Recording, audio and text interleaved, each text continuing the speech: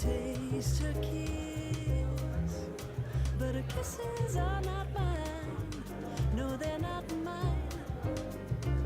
She takes. Início aos trabalhos com a mesa 6, cujo tema é expansão do ensino público federal e consolidação do trabalho. Nós temos quatro textos apresentados. 3 estão no caderno de texto, tema 6.1, a expansão dos institutos federais, uma discussão sobre a qualidade, sobre a quantidade e qualidade. Nosso companheiro Diego Dutra Zontini, do Paraná, que será o primeiro a apresentar.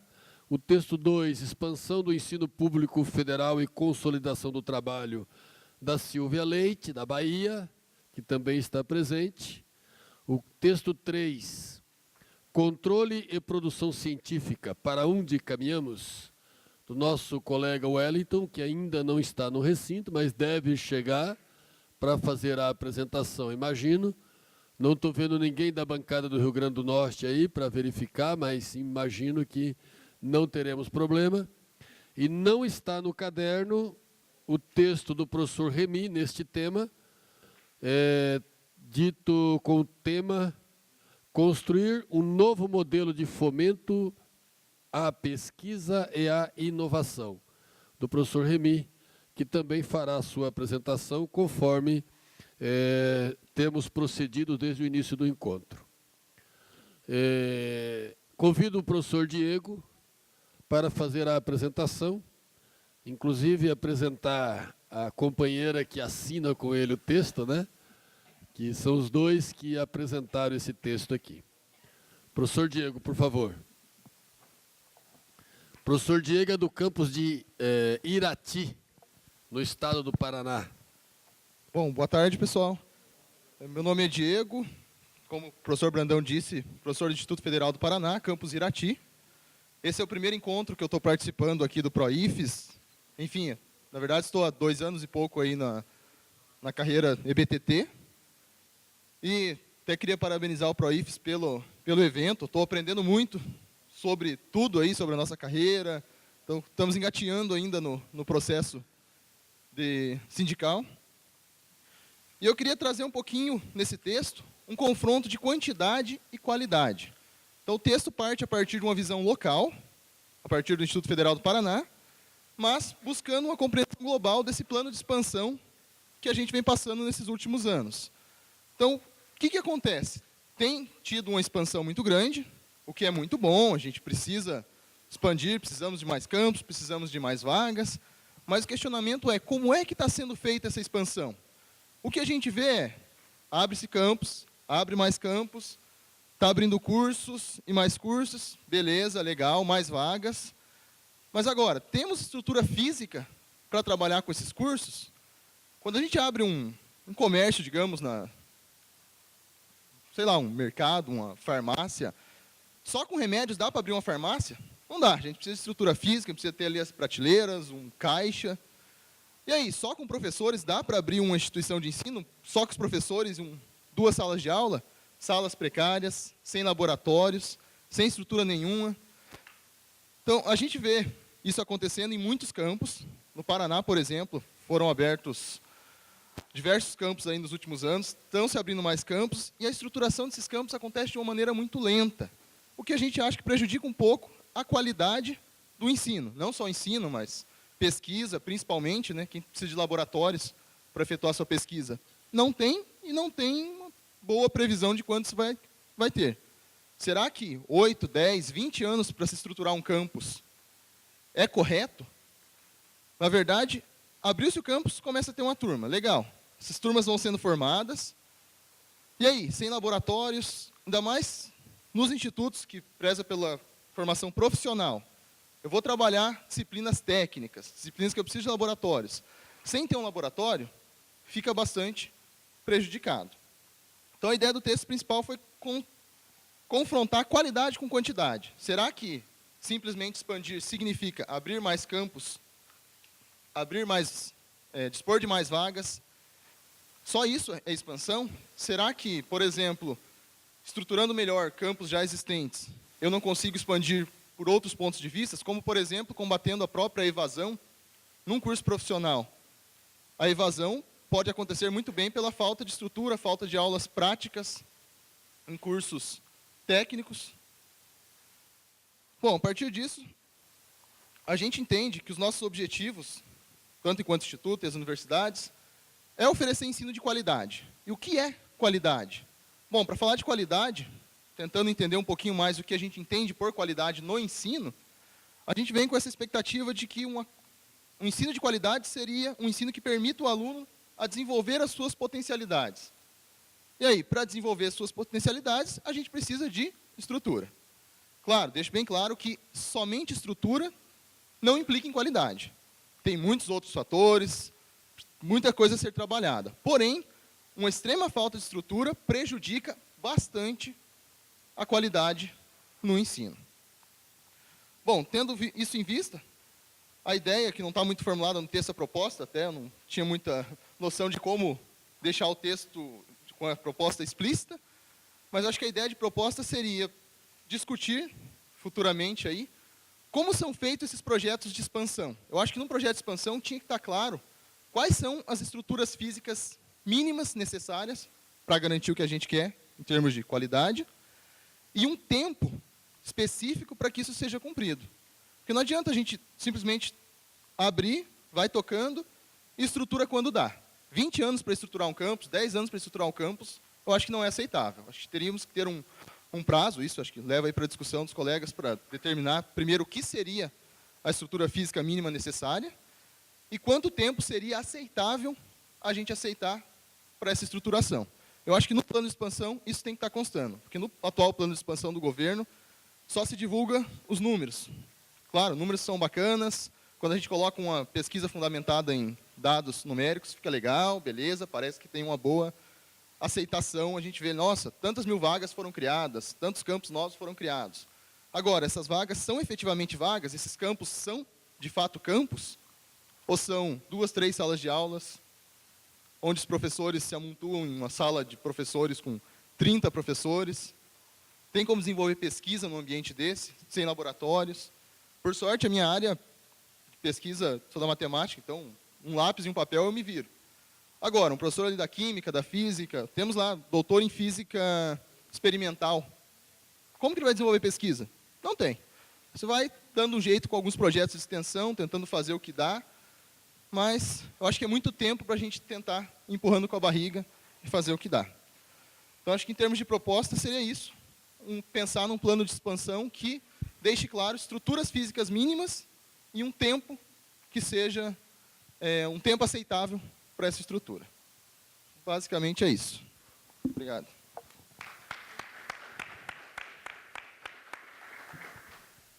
Muito bem, professor Diego. Esse é um dos temas que nós vamos estar no grupo de trabalho com o governo que nós apresentamos ontem à tarde. Eu até comentei que nós, na realidade, fizemos uma avaliação equivocada. Aquela discussão no final da tarde ontem era para esta mesa, não para aquela mesa, né? Mas, enfim, já apresentamos, então está pautado, né? Esse debate é fundamental para nós, que é isso que a gente ouve, né, Júnior, em todos os lugares, e foi isso que aquele grupo que estava lá no MEC falou, no geral, né, como sendo uma coisa padrão para todos os locais com exatamente os mesmos problemas. Muito bem, professora Silvia, por favor, faça a apresentação do seu texto. Professora Silvia Leite, da Universidade Federal da Bahia. Boa tarde a todos e todas. Eu sou Silvia Leite, professora da Universidade Federal da Bahia, professora estágio probatório, né, na UFBA, mas já que é com um tempinho ainda na educação superior. Bem, o meu tema ele foi motivado muito por esse encontro que fizemos do 18 de junho de 2014, em plena Copa do Mundo, que fomos um grupo grande de 8 professores da UFBA para uma reunião articulada pelo PROIFES ao CESU. E lá estavam vários colegas nossos de várias outras instituições. E, nesse momento, a discussão seria da avaliação, né, da expansão das universidades federais no país através, por conta do Reúne. Né? Só estava Brandão nessa reunião, representando o PROIFES, mas também ele traz alguns elementos dos institutos federais de educação. Então, meu texto vem complementar o do colega, que ele fala dos institutos federais, e eu centro um pouco mais uma avaliação em cima da universidade. Né? Então, assim, nesse texto, é um pequeno texto, que eu faço uma pequena digressão histórica, mostrando como os processos de expansão, né, que a expansão foi muito lenta, ela acontece, de fato, a partir dos anos 90, com a privatização, né, da educação superior, no caso, né, com poucos modelos de universidade. Falo um pouco. E a partir do governo Lula, né, você tem um maior movimento de diversificação institucional, com a criação dos institutos, né, com a transformação dos Cefetes em institutos federais, no qual, além de ensino médio, também tem ensino superior. Né, e também uma diferenciação curricular com cursos, né, diferentes do bacharelado, né, ou das licenciaturas, mas com bacharelados interdisciplinares, cursos tecnológicos de tempo menor. Mas, e aí eu trago dos dados do INEP, né, que a gente vai ver que, em 2012, já se conta com 103 instituições de educação superior no país, federais, na página 38. Né? E o meu colega mais à frente, ele traz dados mais melhores, inclusive, né? Então, assim, mais discriminados. Né? Então, assim, a gente vê um aumento nos últimos anos, um aumento um pouco mais agressivo, se eu posso dizer, mas acho que não, mas de uma total estagnação das universidades federais do país, você vê um crescimento maior. Né? Não é à toa, a minha universidade só tinha 3.000 vagas, passam para 6.000 vagas. Né? Na Bahia, só tinha uma universidade federal, hoje conta com 4. Né, com perspectivas de pelo menos mais 2. Né? Então, você vê um movimento que também o colega traz, um quadro dos institutos federais, passando tendo 31 institutos federais, a possibilidade de ter 31 institutos federais. Então, essa expansão, ela traz problemas. Né? E a reunião foi essa. Né? Nós antes nos encontramos no PROIFES, e a gente ficou assim assustado, né? Porque a gente via situações até piores do que a nossa, né?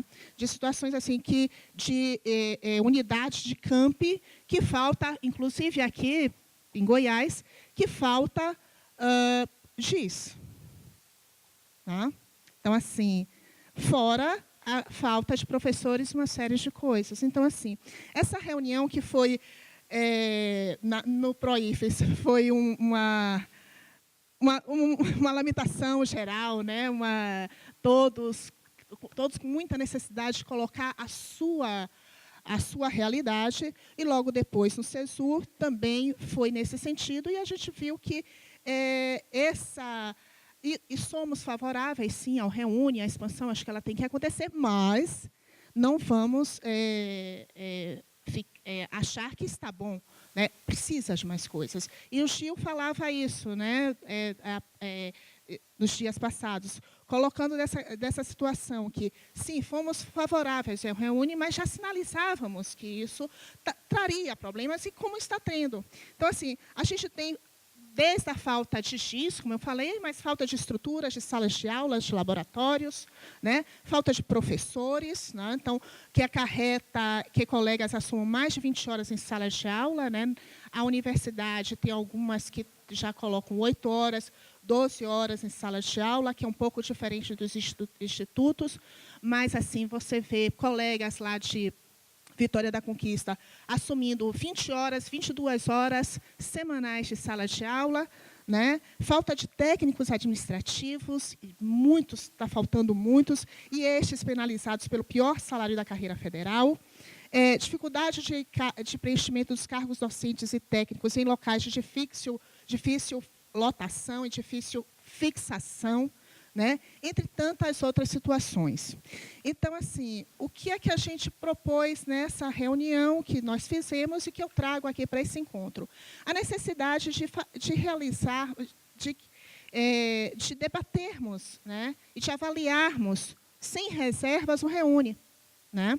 Então, assim, o primeiro passo para o debate das consequências da expansão e as condições de trabalho docente, de uma certa forma, a gente entende que já foi feita essa chamada do CESU, essa escuta, né, lá já aconteceu. Mas é necessário que precisamos avaliar sem reservas o REUNE e o processo de interiorização das IFES.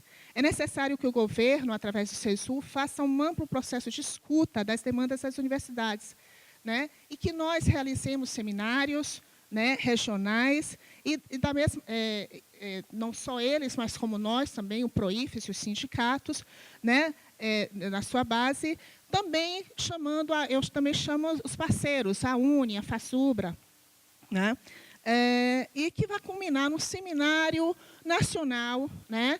Ontem, Eduardo falou da necessidade de nós fazermos que cada sindicato, cada instituição faça o seu dossiê, né? Porque realmente não dá para a gente fazer encontros em que todos lamentam, né? Que todos colocam sua situação, né? Então, a proposta que eu trago nesse texto é que se faça, né, seminários locais, regionais, e que se combine com um seminário nacional, né, chamando o MEC, o CESU, o PROIFES também, para que eles escutem e vejam que está essa realidade que está aí colocada. Muito obrigada.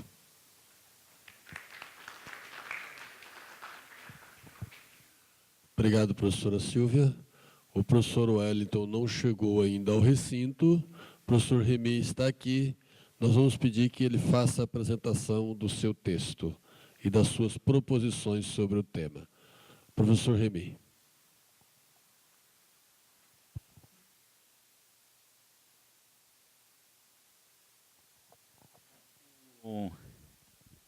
Remy, só lembrando que o texto do Remy não está no caderno, ele deve estar numa folha solta, que foi anexado, foi colocado junto com o caderno. Deve estar aí no caderno de cada um.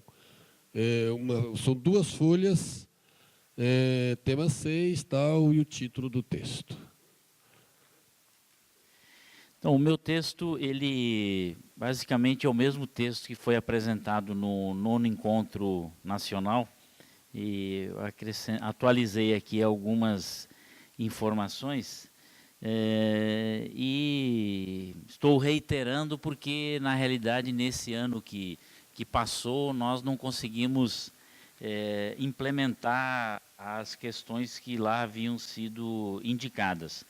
Bom, basicamente, o que eu faço aqui, como fiz no ano passado, um panorama um pouco do sistema de tecnologia e inovação, notadamente no que diz respeito às bolsas produtividade, edital universal do sistema CNPq.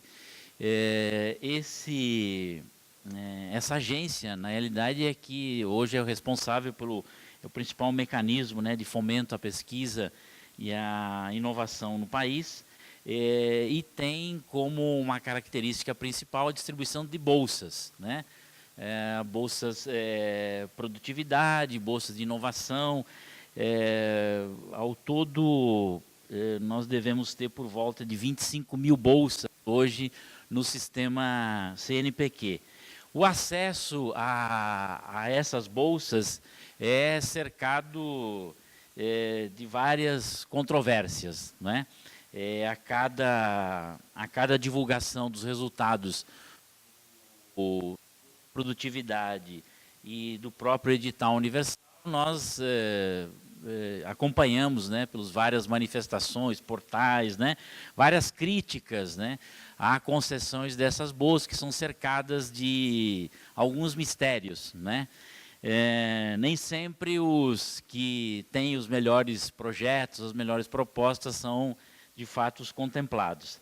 E naquela oportunidade, estou reiterando aqui, nós, na realidade, com esse mecanismo estruturado em torno do CNPq e utilizando-se, inclusive, das próprias discussões aí que o professor Eduardo, naquela ocasião, fez, o próprio CNPq acabou reintroduzindo a cátedra na universidade.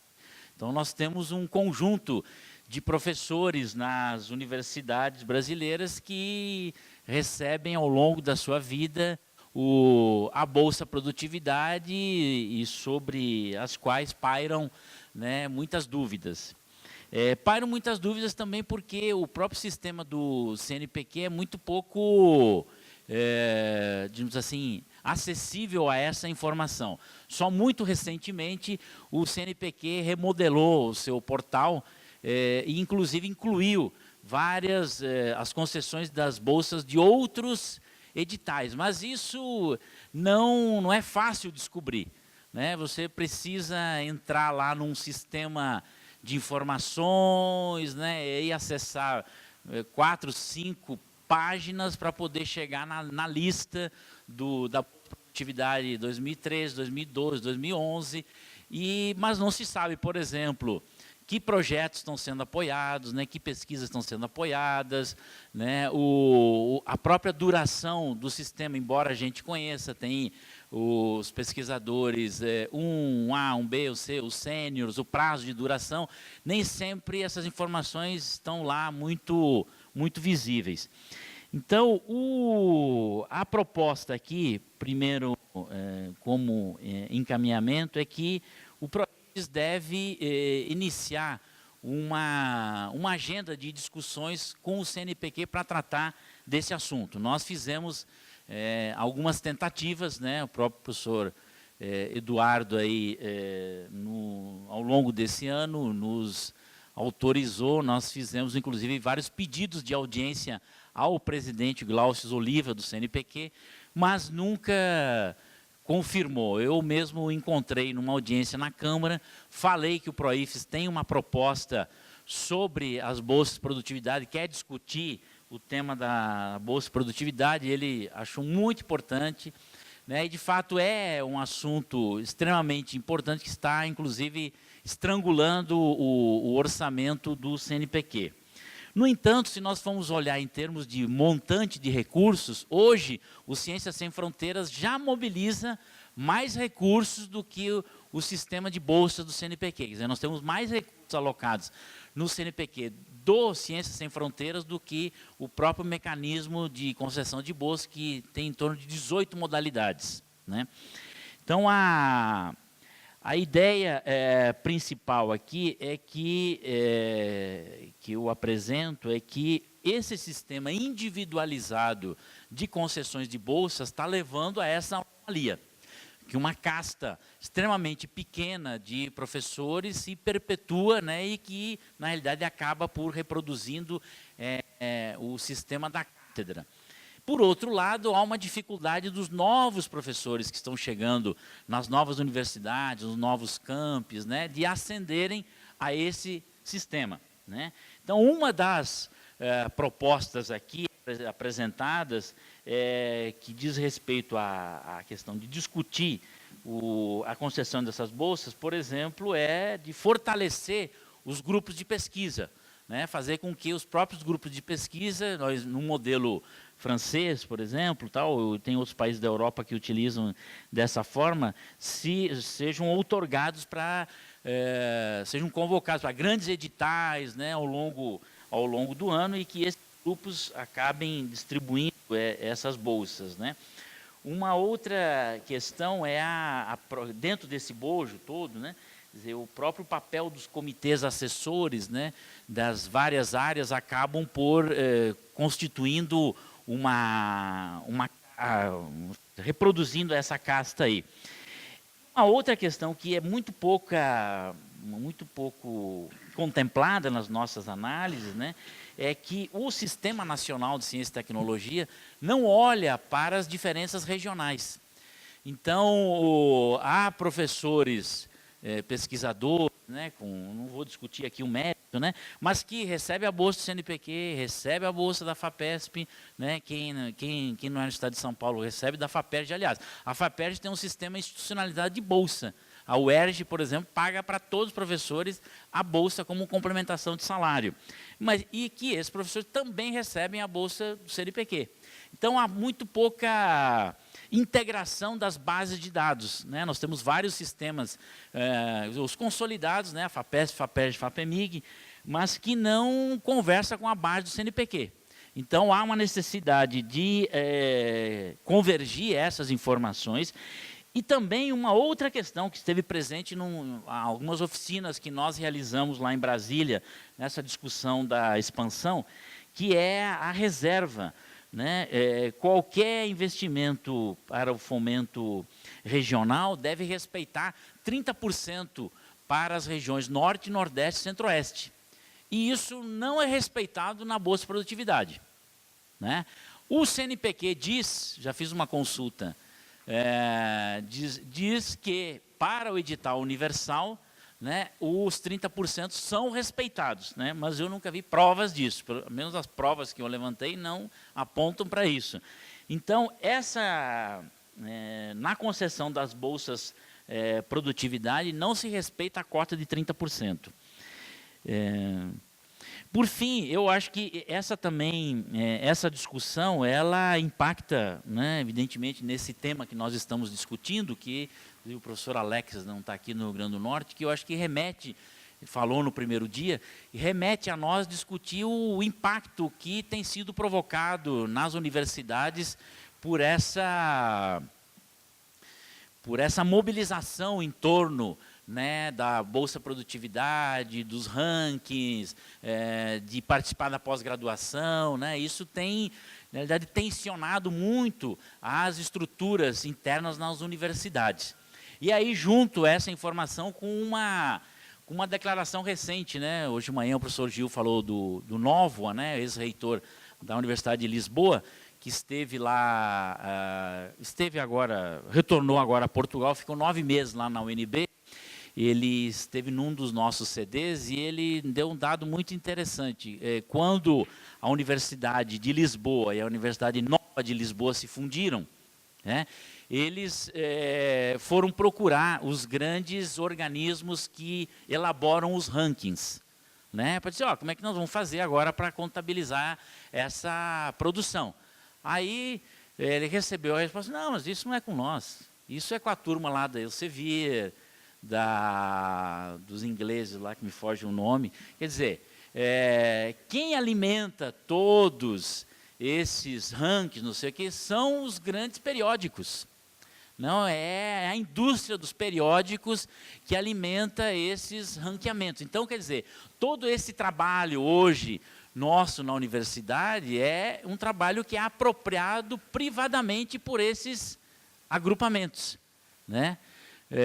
Além de Elsevier, a Sangari, né, que é uma empresa inglesa que produz, inclusive, muito material didático na área de ciências, né? Então, esses rankings que saem aí a todo momento são patrocinados, né, por essas grandes corporações ligadas aos periódicos, que, na realidade, se apropriam do trabalho gratuito, né, nosso, né, e nos devolvem com uma referência no que se refere ao sistema de produção. E isso tem impactado enormemente no trabalho da universidade. Antes aqui, assumir essa coisa de produtivismo, da CAPES, não sei o quê, nós estamos inseridos, né, numa lógica que nos parece uma lógica extremamente perversa, que no caso, por exemplo, aqui que eu trago da Bolsa Produtividade, tem provocado uma diferenciação e tem provocado uma interdição dos novos professores ascenderem a esse sistema. E, ao que tudo indica, há um limite para a ampliação desse sistema. Quer dizer, não há capacidade financeira para a expansão desse sistema. E aí apresento uma outra informação. Quer dizer, quando, nessa discussão dos royalties do petróleo, o Ministério da Ciência e Tecnologia secou a principal fonte que tinha, que era o Fundo do Petróleo e Gás, que financiava os fundos setoriais. Quer dizer, não sei como é que foi resolvido do ponto de vista orçamentário, mas o orçamento do CNPq foi esvaziado por conta da vinculação dos royalties do petróleo à educação. E a ciência e tecnologia se queixou, a SBPC se pronunciou, várias outras entidades se pronunciaram, tal. Não sei como internamente foi resolvido no orçamento, mas há uma crítica particularmente do pessoal da carreira de ciência e tecnologia, de que está descoberto a fonte de financiamento do sistema das bolsas de produtividade, não sei o que e tal, que boa parte delas provém da receita desses fundos setoriais. Bom, então, resumindo aqui, a ideia é que, primeiro, eu acho que é importante que nós devamos fazer uma discussão entre várias outras propostas que nós fizemos de discutir esses temas que afetam a todas as universidades aí, incluir esse tema como uma discussão importante a ser realizada por nós e que procuremos levar uma audiência ao CNPq, abrir uma discussão sobre a continuidade desse mecanismo que tem provocado essas distorções que eu estou aqui apontando. Era isso, muito obrigado.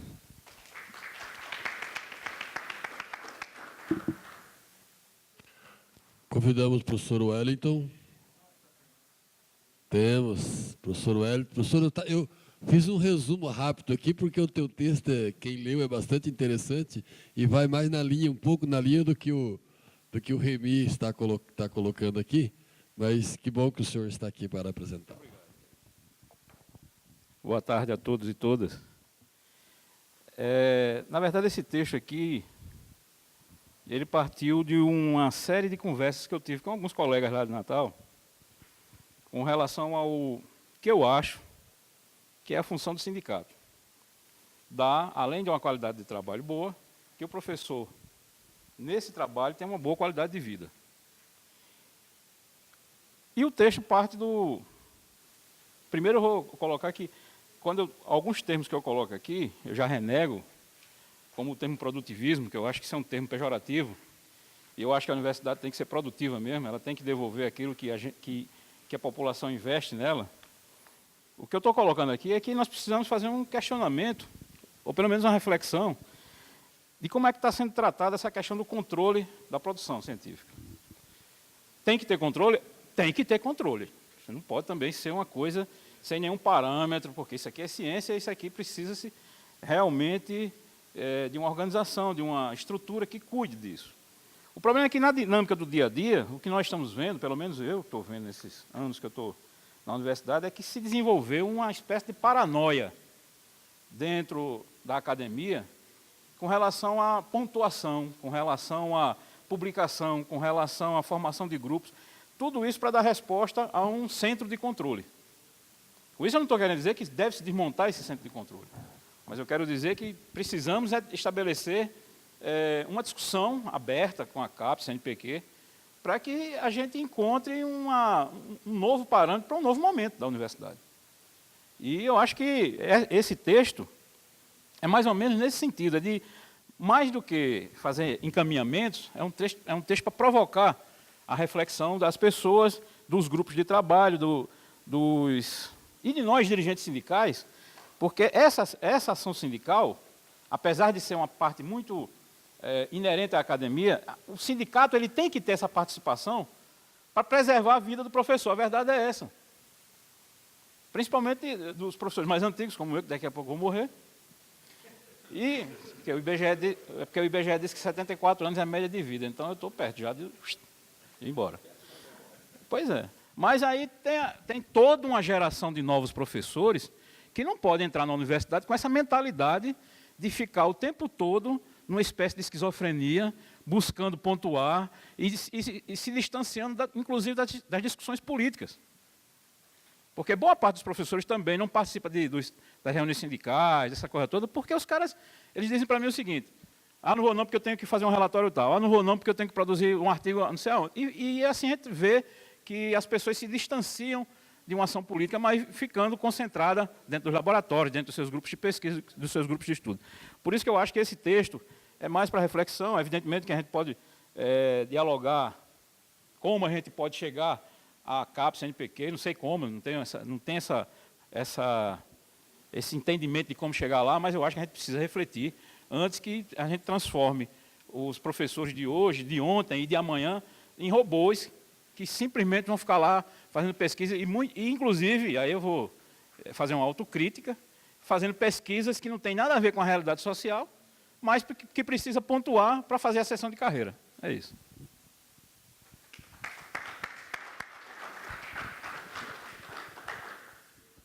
Obrigado, professor. Nós vamos abrir o debate. Vamos trabalhar com 5 minutos por pessoa, isso? A gente avisa. Ok. Estão inscritos Edinaldo, Júnior e Gil Vicente. Professor Soeiro. Professor Lúcio. Edinaldo, professor Peter. Peter, né? Isso. Flávio.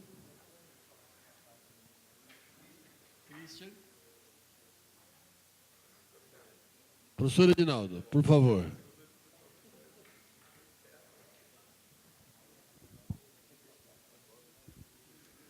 Boa tarde, colegas. Gostei do colegas que já abrange os dois gêneros. Gostei bastante da discussão que foi iniciada pelo colega do EBTT, onde fala de expansão e qualidade. Aliás, esse é um tema que a gente tem que debater, porque isso foi uma das vertentes que a gente vem discutindo, que culminou lá na greve de 2012.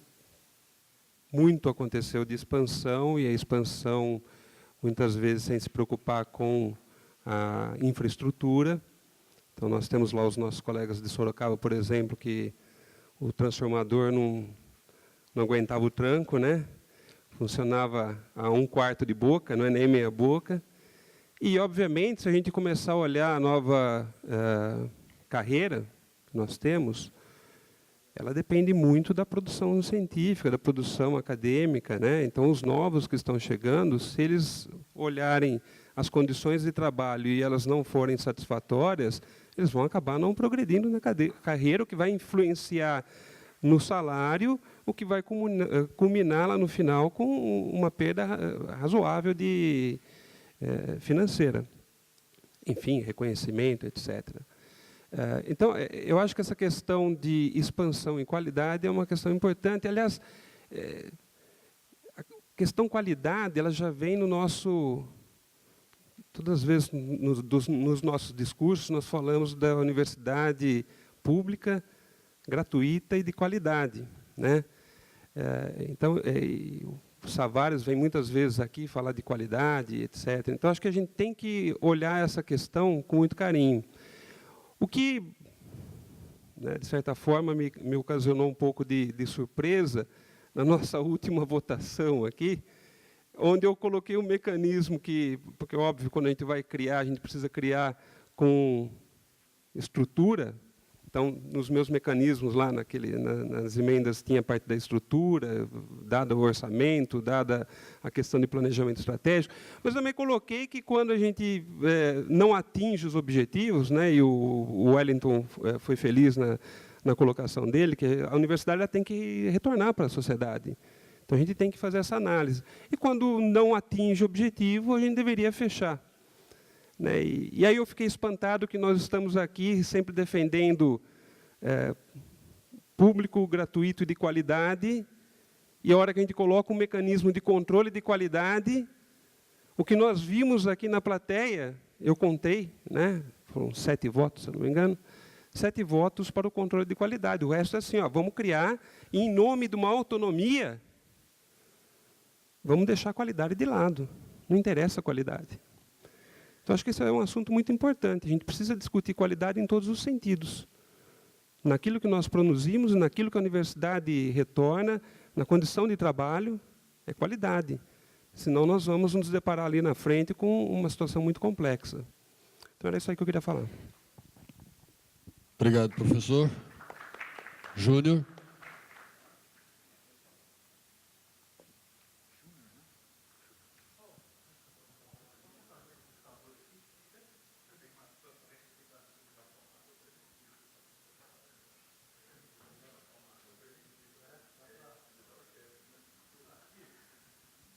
Essa paridade, né? Agora pode filmar lá do outro lado da câmera.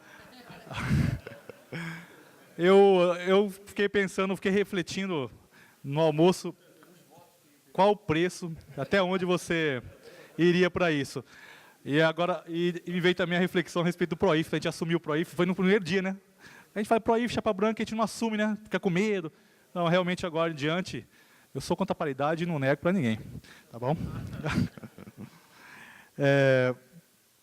Eu saí do armário, né?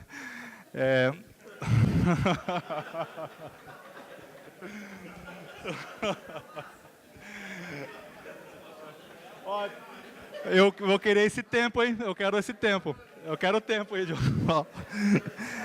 Ó, pessoal. Seguinte. Não pode. Eu vou ganhar bastante voto. Olha só. Eu vou ter esse tempo no final, né? Olha só. Quando a gente fala, eu achei muito oportuno e eu queria agradecer em público essa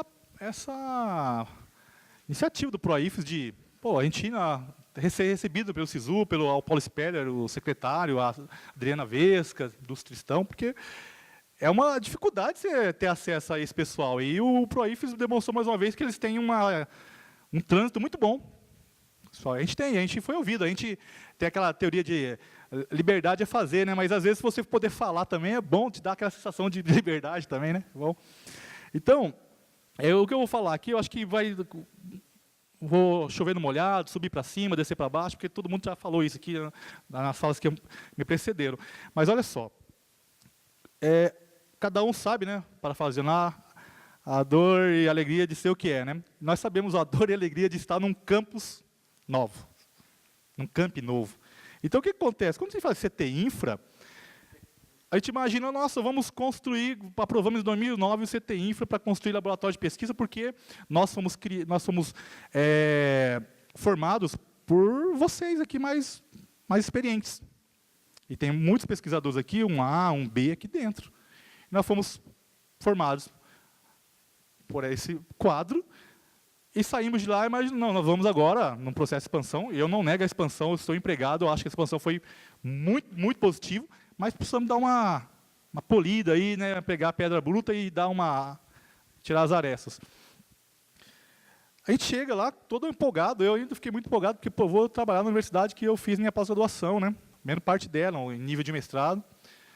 Aí chego lá e eu escuto nas primeiras semanas do diretor, que eu acredito que ela é mais um interventor do que um diretor, falando assim: o seu patrão é o MEC, não é o MCT. Na época não era MCTI ainda. Você está aqui para dar aula, não fazer pesquisa. Mas aí o meu edital fala, ensino, pesquisa e extensão. Aí isso tem uma consequência, um efeito dominó gigantesco, porque eu não consigo progredir, não consigo promover, meu salário só encolhe.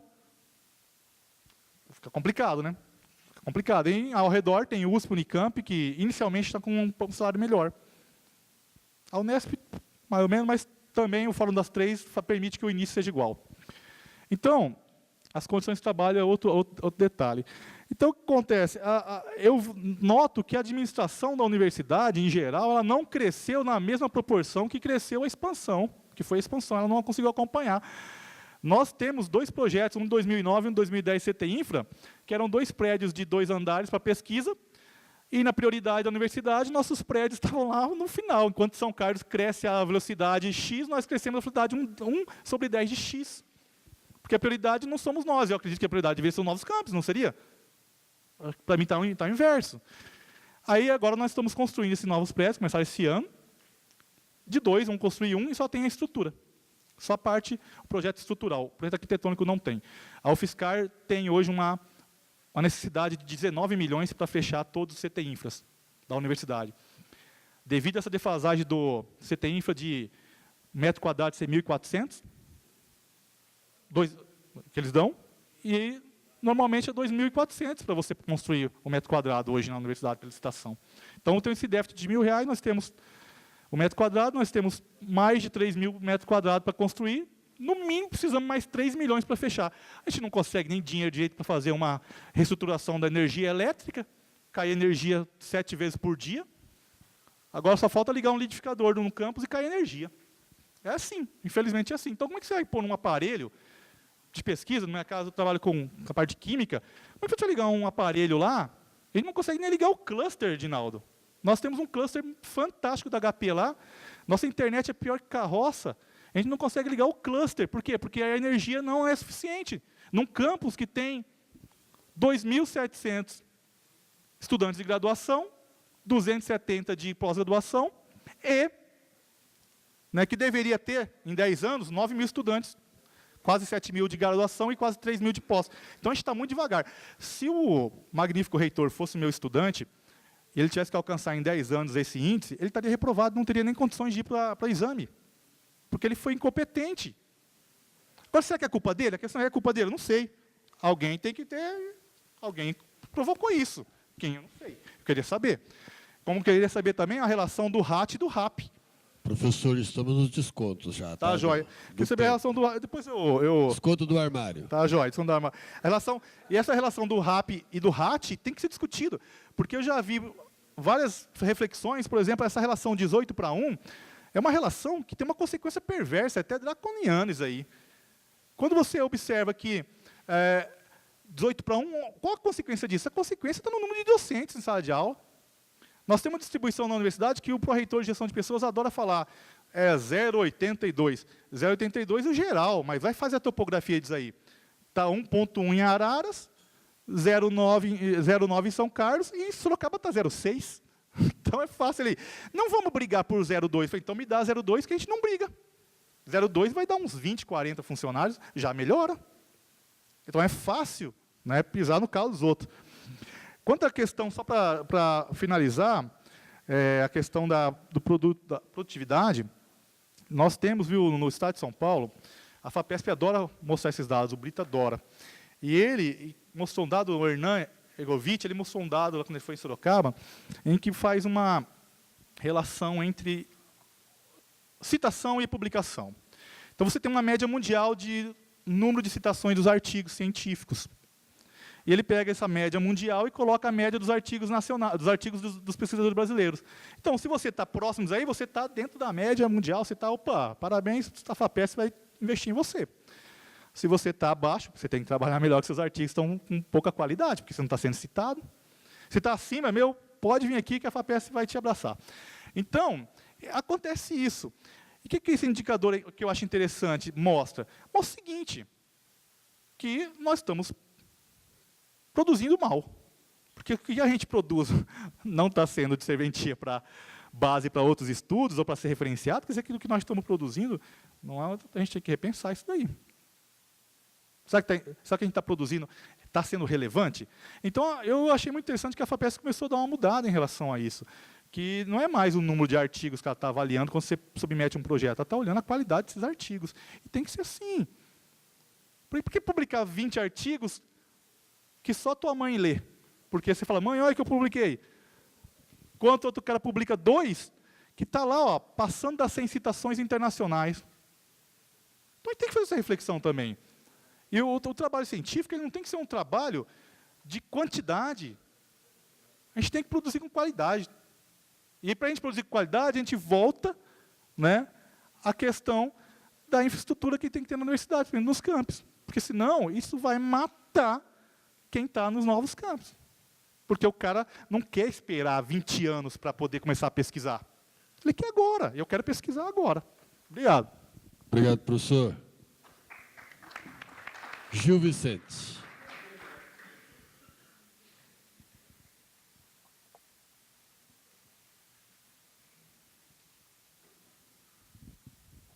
Bom, eu vou começar pelo tema aqui, da primeira exposição, e que tem a ver com algo que nós colocamos no papel quando o Reúne foi criado. Eu escrevi um artigo, que depois o Praífes assumiu como dele, levamos para as instâncias, foi aprovado, e lá a gente falava boa parte daquilo que hoje redundou naquilo que a gente está vendo. Nós dissemos que, viu, Júnior, o tal do RAP, a gente, ao apoiar fortemente o Reúne, quando ele foi criado, a gente também disse que tinha certos elementos do RAP que iam gerar inúmeros problemas depois. Sabe qual foi um deles? É assim, se tem um RAP, ele tem um numerador, que é o número de alunos, tá, um somatório de número de alunos, e você tem um denominador. No denominador, você tem a dedução de pós-graduação. Essa dedução de pós-graduação, a fórmula da dedução de pós-graduação, ela é feita assim. Se a universidade, isso no original, tá? Se a universidade tivesse menos do que 1,8 de alunos de pós-graduação por professor, ela ganhava um montante fixo na dedução. À medida que ela ultrapassasse esse número, ela ia ganhando mais e mais e mais e mais e mais e mais. Ou seja, com essa fórmula, o que acontece? Uma universidade que está longe de 1,8, e 80% das universidades estavam nesse caso, elas não tinham nenhuma vantagem em desenvolver a sua incipiente, às vezes, seus incipientes, às vezes, programas de pós-graduação, porque eles estavam longe o suficiente de 1,8 de modo que esse desenvolvimento não produzia ganho nenhum. Enquanto que as universidades, já com a pós-graduação consolidada, beleza, se elas melhorassem, diminuía a pressão sobre a quantidade de alunos de graduação que elas tinham que ter. Isso é perverso, porque fazia uma política muito parecida com aquela que o Goldenberg e a Eunice Duran defendiam em 1991, que é centro de excelência, e dadores de aula não me venham encher o saco com o negócio de pós-graduação aqui, porque a vocação de vocês é outra. Isso é que estava por trás. Então, esse é um problema muito sério da construção da dedução de pós-graduação. Segunda questão, não tem dedução nenhuma de extensão. Ou seja, você diz assim, a universidade, se ela se esmerar na extensão, isso não vale nada.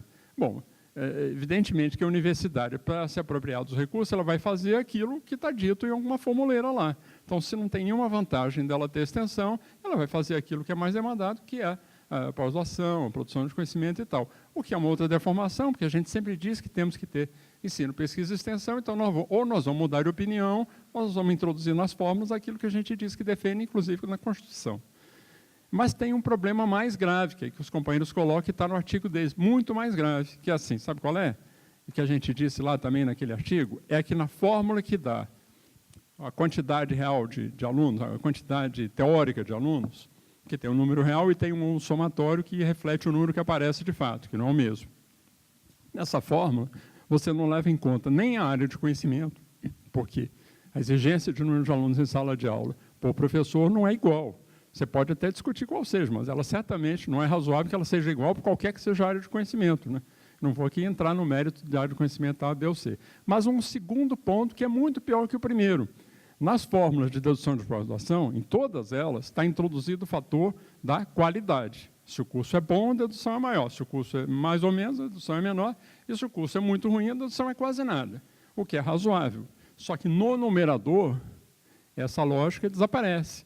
Então, não tem nenhum fator, não há nenhuma ponderação pela qualidade. O que a gente dizia lá naquele artigo de 2007, a gente dizia isso vai induzir a uma expansão, não necessariamente, mas pode ser uma expansão sem qualidade, porque o que interessa como termo de produto final? É uma forma em que a qualidade não é um fator de ponderação. Agora, a qualidade é função do quê? É função de se você tem sala de aula adequada, é função que você tem sala para você trabalhar, é função que você tem um laboratório bom. Tudo isso não adianta ter só professor, porque professor ele entra só no denominador, no numerador entra o número de alunos. Então, você tem que ponderar aquilo pela qualidade do curso de graduação. E isso vai refletir todas essas coisas, de maneira que você não pode ampliar para além de um certo número que você já absorveu, se o numerador não cresce como deveria. Ou seja, a qualidade ela tem que ponderar aquilo que você avalia no final. Se você não avalia, se você não faz isso, isso vai explodir para ter um monte de alunos e absorver recursos a partir daí, sem que isso reflita a necessária qualidade. Ou seja, se a gente tivesse uma fórmula que refletisse isso, todos esses problemas aqui estavam, pelo menos, aparecendo, e aí sendo tratados. Mas, como não aparece, isso permite que o MEC faça a numerologia que faz, e chega lá, como para nós apresentou naquela reunião, que você mencionou, apresenta a numerologia global, em que os números são mesmos. Para mentir com estatística é fácil, né? Você apresenta um monte de números, e alguém disse muito apropriadamente na reunião, acho que até que foi o Isaías, e que isso é uma visão de helicóptero, de avião. Porque você vê lá de cima, tudo fica bonito, né? Verdinho, tal, mas na hora que você baixa, você vê que está cheio de buraco. Então, esse é o problema. Você não tem nem essa introdução e nem uma outra análise que a gente não notou à época, né? Que resulta de problemas de gestão.